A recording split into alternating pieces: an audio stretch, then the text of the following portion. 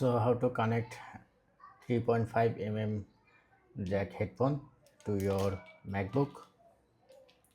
So there is no 3.5 mm jack in MacBook. So in this case you have to use this kind of converter. First of all, let's plug in this one. Now if I play music, you see it's now. Let's plug in it, and if I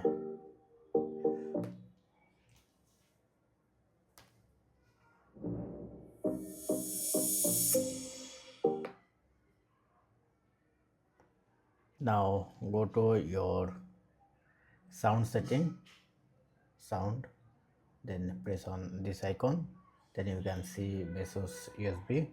Select this on. Now if you play music, it's now listening to your headphone, and if you select it again as speaker, then it will be.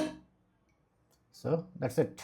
Thank you. Don't forget to thumbs up and do subscribe. Have a good day.